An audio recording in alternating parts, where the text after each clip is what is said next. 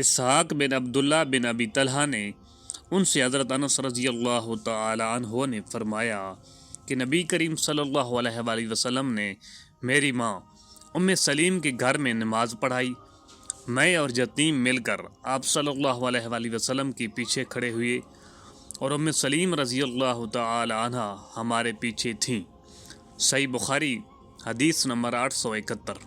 فلی بن سلیمان نے عبد الرحمن بن قاسم سے بیان کیا، ان سے ان کے باپ قاسم بن محمد بن ابی بکر نے ان سے حضرت عائشہ رضی اللہ تعالی عنہا نے کہ رسول اللہ صلی اللہ علیہ وآلہ وسلم صبح کی نماز منہ اندھیرے پڑھتے تھے۔ مسلمانوں کی عورتیں جب نماز پڑھ کر واپس ہوتی تو اندھیرے کی وجہ سے ان کی پہچان نہ ہوتی یا وہ ایک دوسرے کو نہ پہچان سکتی۔ صحیح بخاری حدیث نمبر 872۔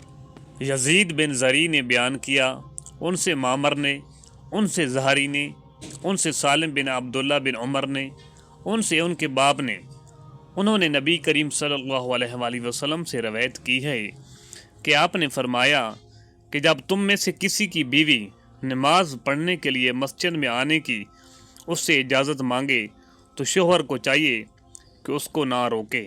صحیح بخاری حدیث نمبر 873۔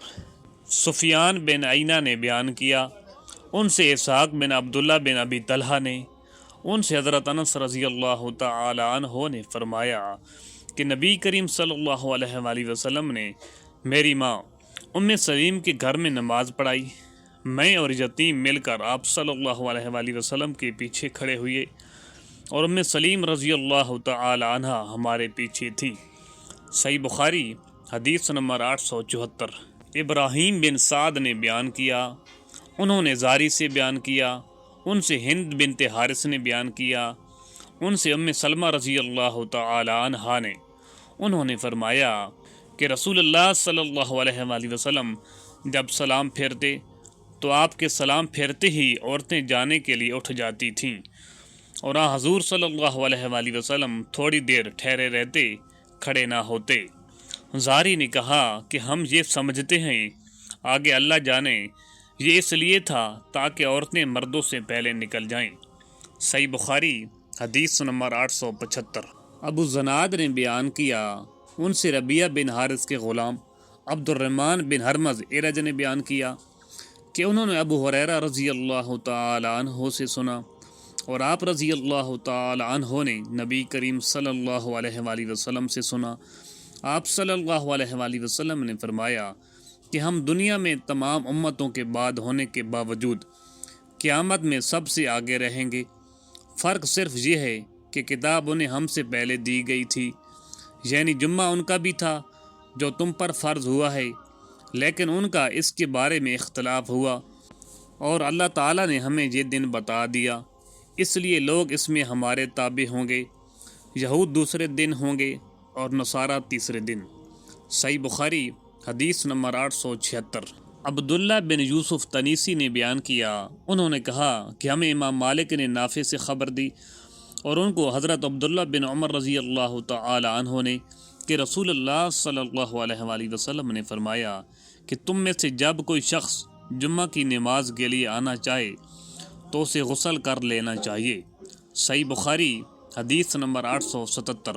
جویریہ بن اسماء نے امام مالک سے بیان کیا، ان سے زہری نے، ان سے سالم بن عبداللہ بن عمر رضی اللہ تعالی عنہ نے، ان سے ابن عمر رضی اللہ تعالی عنہ نے کہ عمر بن خطاب رضی اللہ تعالی عنہ جمعہ کا دن کھڑے خطبہ دے رہے تھے کہ اتنے میں نبی اکرم صلی اللہ علیہ وآلہ وسلم کے اگلے صحابہ مہاجرین میں سے ایک بزرگ تشریف لائے، یعنی حضرت عثمان رضی اللہ تعالی عنہ۔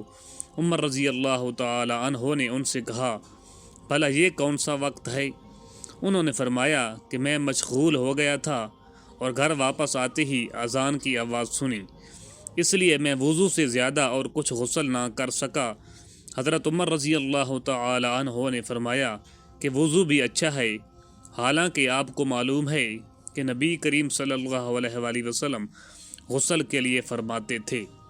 صحیح بخاری حدیث نمبر 878۔ حضرت ابو سعید خدری رضی اللہ تعالی عنہ سے روایت ہے کہ رسول اللہ صلی اللہ علیہ وآلہ وسلم نے فرمایا کہ جمعہ کا دن ہر بالغ کے لیے غسل ضروری ہے۔ صحیح بخاری حدیث نمبر 879۔ حرمی بن عمارہ نے خبر دی، انہوں نے کہا کہ ہم سے شعبہ بن حجاج نے ابو بکر بن منقدر سے بیان کیا، انہوں نے کہا کہ مجھ سے عمر بن سلیم انصاری نے بیان کیا، انہوں نے کہا کہ میں گواہ ہوں کہ ابو سعید خدری رضی اللہ تعالی عنہ نے فرمایا تھا کہ میں گواہ ہوں کہ رسول اللہ صلی اللہ علیہ وآلہ وسلم نے فرمایا کہ جمعہ کے دن ہر جوان پر غسل، مسواک اور خوشبو لگانا اگر میسر ہو ضروری ہے۔ عمر بن سلیم نے کہا کہ غسل کے متعلق تو میں گواہی دیتا ہوں کہ وہ واجب ہے، لیکن مسواک اور خوشبو کا علم اللہ تعالیٰ کو زیادہ ہے کہ وہ بھی واجب ہے یا نہیں، لیکن حدیث میں اسی طرح ہے۔ صحیح بخاری حدیث نمبر 880۔